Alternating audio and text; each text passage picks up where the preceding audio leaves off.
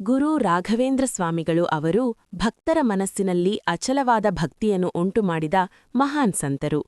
ಅವರ ಜೀವನವೇ ಧರ್ಮ, ಭಕ್ತಿ ಮತ್ತು ಸೇವೆಯ ಉದಾಹರಣೆಯಾಗಿದೆ. ವಿಶೇಷವಾಗಿ ಅವರ ಜೀವಂತ ಸಮಾಧಿ ಎಂಬ ಘಟನೆ ಭಕ್ತರ ಹೃದಯದಲ್ಲಿ ಆಳವಾದ ಗೌರವ ಮತ್ತು ಆಶ್ಚರ್ಯವನ್ನು ಮೂಡಿಸುತ್ತದೆ.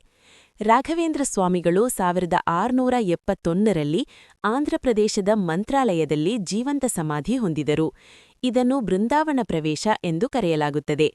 ಅವರು ತಮ್ಮ ಭಕ್ತರಿಗೆ, ನಾನು 700 ವರ್ಷಗಳ ಕಾಲ ಈ ಬೃಂದಾವನದಲ್ಲಿ ವಾಸಿಸುತ್ತೇನೆ, ನಿಮ್ಮ ಕಷ್ಟಗಳನ್ನು ನಿವಾರಿಸುತ್ತೇನೆ ಎಂದು ಆಶೀರ್ವಾದ ನೀಡಿದರು. ಈ ಕಾರಣದಿಂದಲೇ ಭಕ್ತರು ಇಂದಿಗೂ ಅವರನ್ನು ಜೀವಂತ ದೇವರಂತೆ ಪೂಜಿಸುತ್ತಾರೆ. ಅವರ ಸಮಾಧಿ ಕೇವಲ ಒಂದು ಸ್ಮಾರಕವಲ್ಲ, ಅದು ಭಕ್ತರಿಗೆ ಜೀವಂತ ಅನುಭವ ನೀಡುವ ದೈವಿಕ ಸ್ಥಳವಾಗಿದೆ. ಜನಾದರ ಮಹಿಮೆ ಬಗ್ಗೆ ಮಾತನಾಡುವುದಾದರೆ, ರಾಘವೇಂದ್ರ ಸ್ವಾಮಿಗಳು ತಮ್ಮ ಜೀವನದಲ್ಲಿಯೇ ಅನೇಕ ಪವಾಡಗಳನ್ನು ಮಾಡಿದ್ದಾರೆ ಎಂದು ನಂಬಲಾಗುತ್ತದೆ. ರೋಗಿಗಳನ್ನು ಗುಣಪಡಿಸುವುದು, ಸಂಕಷ್ಟದಲ್ಲಿರುವವರಿಗೆ ಸಹಾಯ ಮಾಡುವುದು ಮತ್ತು ಅಸಾಧ್ಯವಾದ ವಿಷಯಗಳನ್ನು ಸಾಧ್ಯವಾಗಿಸುವುದು ಅವರ ಮಹಿಮೆಗಳಾಗಿ ಪ್ರಸಿದ್ಧವಾಗಿವೆ. ಇಂದಿಗೂ ಮಂತ್ರಾಲಯಕ್ಕೆ ಸಾವಿರಾರು ಭಕ್ತರು ಭೇಟಿ ನೀಡುತ್ತಾರೆ ಮತ್ತು ತಮ್ಮ ಸಮಸ್ಯೆಗಳ ಪರಿಹಾರವನ್ನು ಅನುಭವಿಸುತ್ತಾರೆ.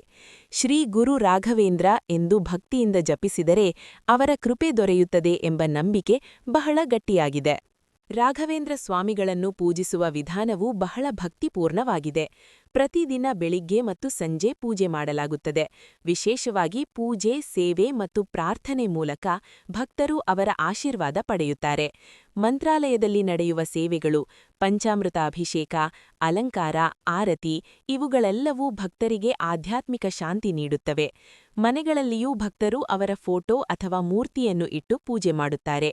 ತುಳಸಿ, ಚಂದನ ಮತ್ತು ಹೂವುಗಳಿಂದ ಪೂಜೆ ಸಲ್ಲಿಸುವುದು ಸಾಮಾನ್ಯವಾಗಿದೆ. ರಾಘವೇಂದ್ರ ಸ್ವಾಮಿಗಳ ಮಹಿಮೆ ಎಂದರೆ ಕೇವಲ ಪವಾಡಗಳಲ್ಲ, ಅವರ ಉಪದೇಶಗಳು ಕೂಡ. ಅವರು ಧರ್ಮವನ್ನು ಪಾಲಿಸುವುದು, ಸತ್ಯವನ್ನು ಅನುಸರಿಸುವುದು ಮತ್ತು ಇತರರಿಗೆ ಸಹಾಯ ಮಾಡುವುದನ್ನು ಪ್ರಾಮುಖ್ಯತೆಯಿಂದ ಬೋಧಿಸಿದರು. ಅವರ ಜೀವನವು ಭಕ್ತರಿಗೆ ಸರಿಯಾದ ಮಾರ್ಗವನ್ನು ತೋರಿಸುತ್ತದೆ.